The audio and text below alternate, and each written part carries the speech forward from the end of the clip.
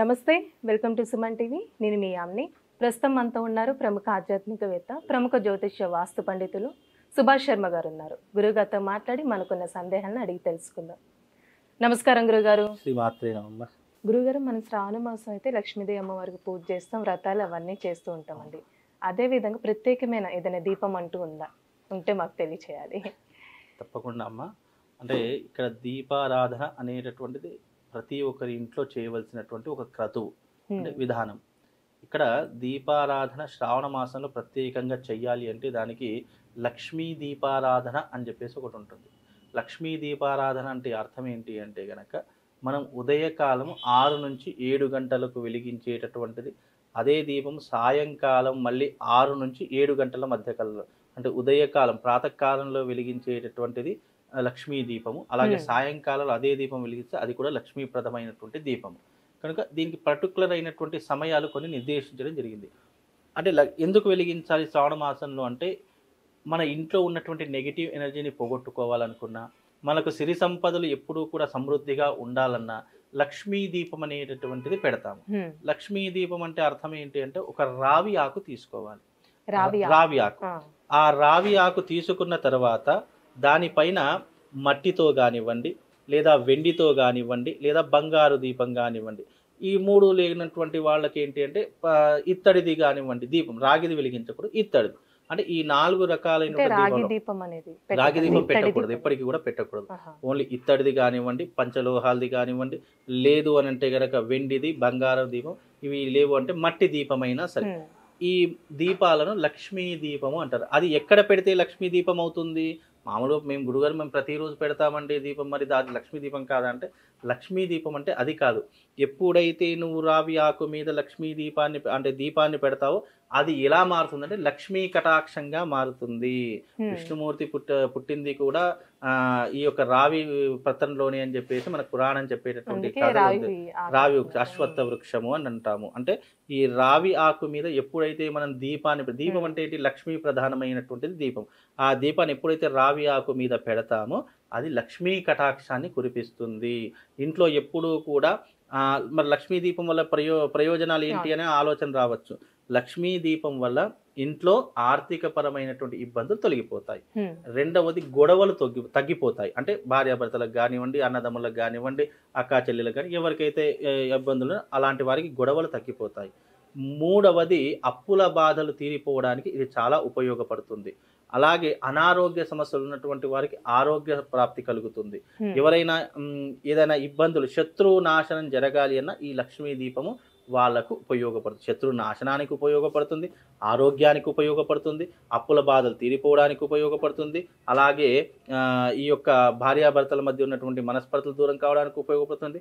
అఖండ సిరి సంపదలు రావడానికి కూడా ఈ దీపం ఉపయోగపడుతుంది. శ్రావణ మాసం మొత్తం శ్రావణ మాసం నెల మొత్తం పెట్టుకోవాలి. నెల మొత్తం దాంట్లో ఖర్చు అయ్యేది ఏంటి? ఇంత నూనె ఖర్చు అవుతుంది, ఇన్ని వత్తులు ఖర్చు అవుతుంది. అంతకు మీద మహా అయితే ఒక 100-200 ఖర్చు అవుతుంది. 1 లీటర్ బాటిల్ తీసుకున్నాము, అదేదో దీపం పెట్టమన్నామా అని చెప్పేసి లీటర్ నూనె పోసేసి ఒక రోజు పెట్టేసి అది అయిపోతుంది అనగా మనం మామూలుగా కనీసము ఒక 2-3 గంటలైనా దీపం వెలిగేలా అంత పరిమాణంలో ఆ యొక్క ఏదైతే దీపం పెట్టేటటువంటి ప్రమిద ఉంటుందో ఆ ప్రమిద తీసుకోవాలి. మినిమం మనం ఒక రోజు దీపం వెలిగించడం మినిమం 2 గంటల నుండి 3 గంటల వరకైనా ఆ దీపం వెలుగుతూ ఉండాలి. అలా వెలుగుతూ ఉన్నటువంటిది దీపం అంటారు. ఏదో మనం దీపం వెలిగించమన్నాం కదా, చిన్నది ఏదో తీసుకొని ఒక 10 నిమిషాల్లో బుస్ అనిపోయింది అనుకోండి, అది అయిపోతుంది అక్కడికి. అది పెట్టినటువంటిది కూడా ఉండదు. కాకపోతే ఏంటంటే దీపం అనేటటువంటిది పెట్టేటటువంటి సమయంలో మినిమం 2 నుంచి 3 గంటల వరకు అది వెలుగుతూ ఉండాలి. దాని కాంతి అనేటువంటి ఇల్లు మొత్తం ప్రసరిపిస్తూ ఉండాలి. కాబట్టి రావి ఆకు మీద పెట్టేటటువంటి దీపం లక్ష్మీ దీపము. కనుక ఈ రావి ఆకు మీద మళ్ళీ ఎలా పెట్టాలి? రావి ఆకు మంచి స్వచ్ఛమైంది తీసుకోవాలి. ఎక్కడ కూడా దానికి హోల్స్ కానివ్వండి, నల్లగా కానీ ఉండకూడదు, మచ్చ లాంటివి కూడా ఉండకూడదు. రావి ఆకు తీసుకొని దాని మీద స్వస్తికి వేయాలి. గంధంతో స్వస్తికి వేసేసి ఆ స్వస్తిక మీద ఏం చేయాలి? దీపం అనేటటువంటిది అలా పెట్టడం ద్వారా మన ఇంట్లో ఎప్పుడు సిరి సంపదలు, దీని లక్ష్మీ దీపం అంట. ఇది ఎలా చెప్పడం జరిగింది? తంత్రశాస్త్రంలో శాక్తేయ తంత్రం అని చెప్పేసి ఒకటి ఉంటుంది.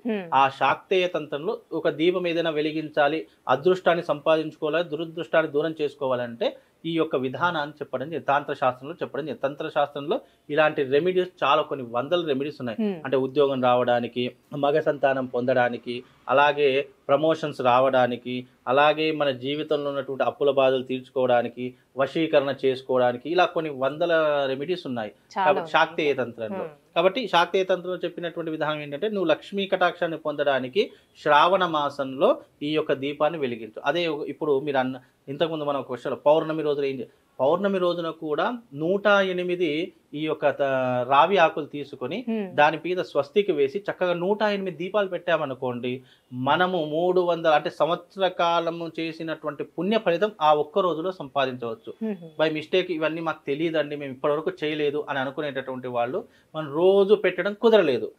శ్రావణ మాసం రోజు ఎక్కడ కుదురుతుంది, మాకు ఆఫీస్ వెళ్ళే టైం అయింది, లేదు మా ఆయన గారికి సేవలు చేసుకునే టైం అయింది, లేదా సాయంకాలం పిల్లలు వచ్చే టైం అయింది, ఇలా అనుకునేటటువంటి వాళ్ళు, ఇబ్బందులు ఉన్నటువంటి వాళ్ళు శ్రావణ పౌర్ణిమ వస్తుంది చూసారా, ఆ శ్రావణ పౌర్ణిమ రోజు సాయంకాలం ఎప్పుడు 6 నుంచి 8 గంటల మధ్య కాలంలో, 8 దాటకూడదు, మళ్ళీ 6 నుంచి 8 మధ్య కాలంలో, 8 వరకు ఆ రోజున ఏం చేయాలంటే 108 ప్రమిదలు తీసుకొని 108 ఆకులు తీసుకొని ఆ రోజున లక్ష్మీ దీపం అనేటటువంటిది వెలిగించడం ద్వారా అఖండ ఐశ్వర్యం కలుగుతుంది. నిజంగా ఇది చేసినటువంటి వాళ్ళు పురాణ కాలంలో చాలా మంది ఉన్నారు.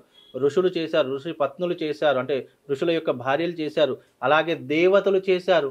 ఇలాంటి అంటే విజయాన్ని పొందారు. అప్పట్లో లక్ష్మి అందరికీ ఉండేటటువంటి వజ్రాలు వైడులు అన్ని రకాల ధనానికి లోటు ఉండేది, కానీ విజయాన్ని సాధించడానికి చాలా మంది ఇలాంటి లక్ష్మీదేవి అనుగ్రహం పొందడానికి, కటిక దారిద్రుడైనా సరే అపర కుబేరుడు కావడానికి ఇలాంటి చాలా మంచి పరిహారం. ఇది లక్ష్మీ దీపం అనేటువంటి వెలిగించి చూడండి. ఆ రోజు నుంచి మీ జీవితం మారడం మొదలవుతుంది. ఆ రోజు నుంచి మీ జీవితంలో మెరాకిల్స్ మొదలవుతాయి. అంటే ప్రతి మనిషి జీవితంలో నాకంటూ ఒక రోజు రావాలి, నాకంటూ ఒక టైం కావాలి అని కోరుకునే వాళ్ళు ఉంటారు కదా. ఆ టైం ఏంటి అంటే ఇది, అంటే డబ్బు పరంగా. ఇప్పుడు ఒక అప్పులు ఉన్నటువంటి వాడు ఒక వ్యక్తికి అప్పు తీరుద్దామనుకున్నప్పుడు అతని దగ్గర డబ్బులు ఉండవు. ఆ వ్యక్తి ఏం మాట్లాడు, నోస్టికి ఇష్టం వచ్చినట్టు మాట్లాడతారు. నీకు దమ్ముంటే నా డబ్బులు పారేసి మాట్లాడు, నా డబ్బులు ఇచ్చేసి మాట్లాడు అని చెప్పి. అప్పుడు ఆ మనిషి మనసులో ఏమనుకుంటాడు తెలుసా, నాకంటూ ఒక రోజు రావాలి, నీకు డబ్బులు ఇచ్చి నేను మాట్లాడతాను అనే సమాధానం చెప్తా. ఆ వచ్చేటటువంటి మార్గం ఏదైనా ఉంది అని అంటే ఈ పరిహారం చేసుకుంటే నిజంగా ఇక అప్పటి నుండి వాడి దారిద్రం అనేటటువంటిది నాశనం అవుతుంది. అంటే ఒకసారి వెలిగిస్తేనే కాదు, ఒకసారి చేస్తేనే కాదు, అది వెలిగించడం ద్వారా ఆ పుణ్య ఫలితం పొందడానికి 41 రోజు పడుతుంది. మండలం రోజులు అని అంటారు. ఆ 41 రోజుల్లో ఇతని దారిద్రం అనేటటువంటిది పటాపంచల కాకపోతే నన్ను అడగండి, నిజంగా ఆ పరిహారం అంత పనిచేస్తుంది. కనుక ఇక మాకు ఒకే రోజు 108 దీపాలు వెలిగించడం కాదు, మాకు కుదరదు, మాకు టైం లేదు అని అనుకునేవాళ్ళు శ్రావణ మాసం రోజు ఒక్కటైనా సరే మీ ఇంట్లో అవకాశం ఉంటే ఏదో ఒక సమయంలో వెలిగించే ప్రయత్నం చేయండి. ఆవు నెయ్యే ఉపయోగించాలి.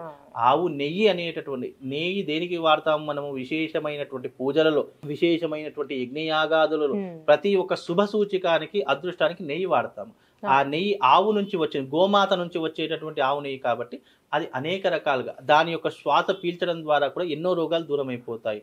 కాబట్టి ఇలాంటివి చేయడం ద్వారా మనకు అదృష్టము, ఇక అఖండమైనటువంటి లక్ష్మీ ప్రాప్తి కలుగుతుంది. అందుకే ఈ శ్రావణ మాసంలో లక్ష్మీ దీపం వెలిగించుకోండి. ఇక మీకు జీవితంలో ఇక డబ్బుకి లోటు ఉండదమ్మా. నేను పేద పరిస్థితిలో ఉన్నాను అని చెప్పుకోవడానికి ఉండదు. మీరే ఇంకొకరికి ఇచ్చేటటువంటి పొజిషన్లో ఉంటారు. కానీ అది భక్తిపూర్వకంగా నమ్మకంతో చేయాలి.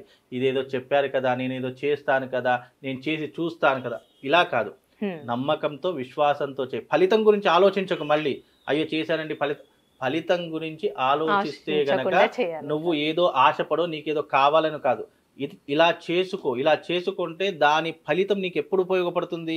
కష్టకాలంలో, ఇబ్బందుల్లో ఉన్నప్పుడు, పేదరికంలో ఉన్నప్పుడు, దారిద్రంలో ఉన్నప్పుడు, నువ్వు ఎవరి దగ్గర చేయి జార్చాలి అనేటటువంటి సమయం ఏర్పడినప్పుడు అప్పుడు నీకు ఆ అదృష్టం ఉపయోగపడుతుంది. కనుక ఇలాంటి నువ్వు ఫలితం కోసం ఆశించకుండా అదృష్టం కోసం ఆలోచించు. అప్పుడు నీకు తప్పకుండా ఆ అదృష్టాన్ని నువ్వు పొందే సమయం ఆ అమ్మవారికి ఎప్పుడు ఇయ్యాలో తెలుసు. నీ దగ్గర ఇప్పుడు నా దగ్గర ₹1,00,000 ఉన్నాయి, నాకు డబ్బులు అవసరం లేదు, నాకు ఇంకా కావాలంటే అత్యాశ అయిపోతుంది. అత్యాశ గురించి కాదు, ఆశ గురించి చేయండి. నాకు ఇది చేయడం వల్ల ఏదో ఒక పుణ్యం కలుగుతుంది, ఏదో ఒక పరిహారం నాకు దొరుకుతుంది అనేటువంటి నమ్మకంతో చేయండి. మీకు పరిహారం కాకపోతే నన్ను అడగండి, అంత విశేషమైనటువంటిది. కనుక నేను చెప్పినటువంటి విధంగా చేయండి, తప్పకుండా మీకు అదృష్టము, ఐశ్వర్యం రెండూ కలుగుతాయి. మంచి పరిహారం తెలియజేశారండి మాకు. ధన్యవాదాలు.